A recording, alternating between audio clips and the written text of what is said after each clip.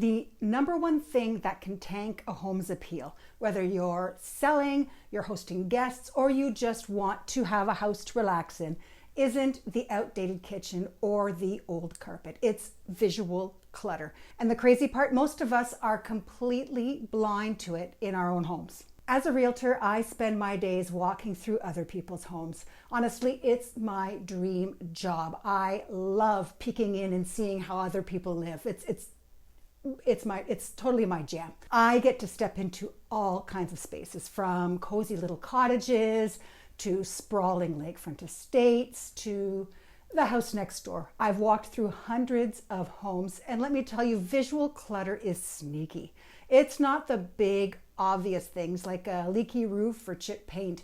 It's the everyday stuff we stop noticing because we live with it. Think about it, those exposed electronic cords snaking across your living room floor, or the growing stack of papers on your kitchen counter, or the army of knickknacks that are taking over your bookshelves. These little things might not seem like a big deal, but they can overwhelm your brain and they can make your home feel chaotic. And here's the kicker. I've seen visual clutter cost sellers thousands of dollars. Buyers can't see past it to the true potential of a home. They get stuck just looking at all this stuff. And I've felt the stress it creates in my own space too.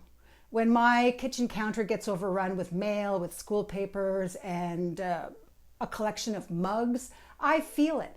My home doesn't feel as calm, and neither do I. So that's why I'm sharing the 10 most common visual clutter mistakes that make your home look messy, smaller, and less appealing. And of course, how to fix it. So whether you're gearing up to list your home or you just want a more serene space, these tips will help. Mistake number one that everyone makes, is cable chaos. So let's start with something we all have: electronics cords. TVs, chargers, gaming consoles, computers. Our lives are full of gadgets. And gadgets come with unsightly cords. I can't count how many times I've walked into a living room and my eye goes straight to a tangled mess of wires dangling under a wall-mounted TV. It's like a neon sign that's just screaming, "Unfinished, unfinished." And I'll admit I'm guilty of this too. We have a corner in our living room where all the phone chargers collect. It's like a little tech graveyard. The fix is a cable management box and some adhesive cord organizers. They are game changers. I grabbed a set on Amazon for less than $20 and they've saved my sanity. And here's another tip for you. If you have a lot of charging stations, tuck them into less visible spots. I really relocated ours to a decorative basket on the shelf in our hallway, and now it's functional and it looks intentional. Trust me, hiding those cords is an instant upgrade. It makes your space look polished and clutter-free.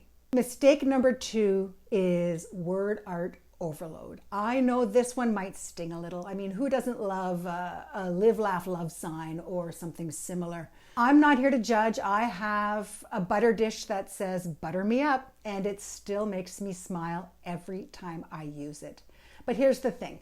When you have too many of these signs, it's like visual white noise for your brain. And instead of feeling cozy, it starts to feel a bit overwhelming. A few years ago, I helped a client stage her home for sale, and her kitchen alone had 4 signs: farm fresh eggs, kitchen closed, eat, pray, love, and coffee first. I mean, it was adorable and she loved it, but it competed with the beautiful quartz countertops and the sleek backsplash that were in the kitchen we wanted to highlight. And once we removed the signs, the space felt twice as big. My advice: take them down for a week and see how your space feels. If you're like me and can't part with a favorite piece, choose one meaningful sign and let it shine, and send the rest away. Mistake number 3 is paper piles everywhere. And it's hard to get away from this one. You've got mail on the counter, school forms on the table, bills at the front console. If this sounds familiar, you're not alone. Paper clutter is the number one issue I see in homes, and it's not just an eyesore. It can make your space feel chaotic and disorganized. When my kids were school age, juggling work and kids' activities, paper piles were my nemesis. Permission slips, receipts, sticky notes seemed to multiply overnight. My game changer was to create a paper station in a filing basket. Everything went in there, no exceptions. If you're selling your home, this is especially important. Buyers don't want to see your utility bills or your school calendars. Store them out of sight and you'll be amazed at how much tidier your space looks. And then every couple of days you can go through the pile, deal with what you need to, and toss the rest. Another mistake I see is overloading with patterns. I'm a sucker for a bold pattern, and lately anything glitter, but patterns especially. Give me a colorful throw or a pillow or a funky rug and I am in heaven. But too much of a good thing can backfire. I once walked into a home with patterned curtains, patterned throw pillows, and a patterned sofa. The effect was overwhelming. My eyes didn't know where to land, and it was sensory overload. Here's the trick. Choose 1 or 2 patterns per room and balance them with solids. For example, if you've got a bold area rug with a big pattern in it, pair it with neutral furniture. And speaking of rugs, let's talk about the size. Tiny area rugs break up your space and make rooms feel smaller. So invest in a larger rug that anchors furniture. It'll make the room feel cohesive and inviting. You want at least the 2 front legs of all the furniture to be on the rug in the room. Another mistake we see is open shelving just gone wild.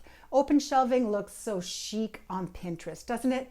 In real life, though, it's a slippery slope to ultimate chaos. I've seen shelves stuffed with everything from books and knickknacks to random souvenirs, and it instantly makes a home feel cluttered.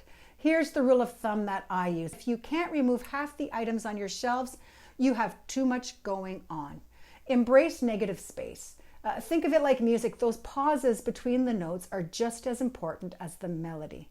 When I decluttered my own open shelves, I kept just a few favorite items: a framed photo, a candle, a stack of books, and it changed the whole vibe of my living room. Didn't feel so overwhelming anymore. Another mistake we see is too many plants. Yes, it is possible. I love plants. I've got them everywhere. My Instagram feed is full of plant-filled spaces that look like little jungles. But in real life, too many plants in one area can feel messy.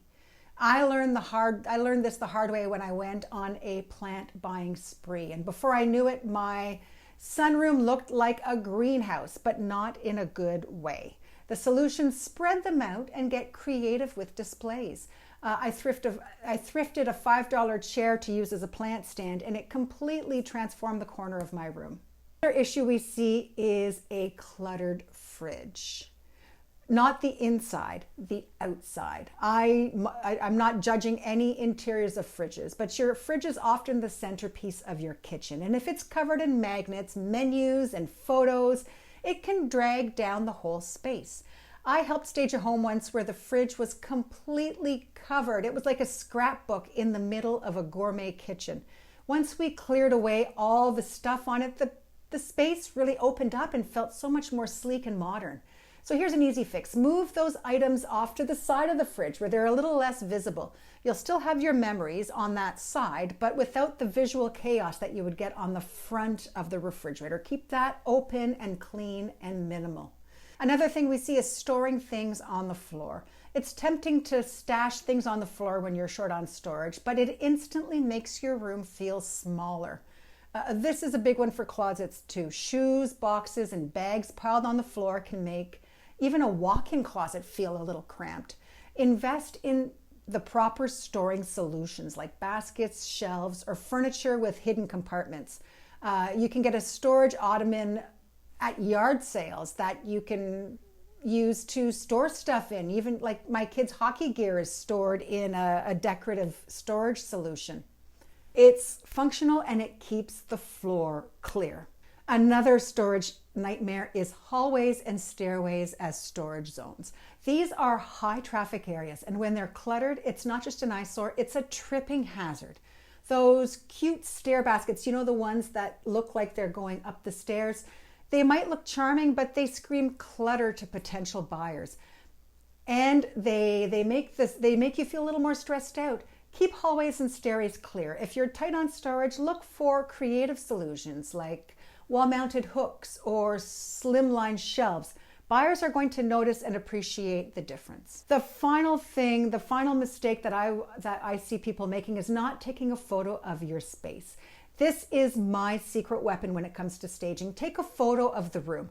The camera doesn't lie. When I photograph a space, I immediately spot things that my eyes have become blind to, like the stack of books I swore that wasn't a big deal that were piled next to the sofa.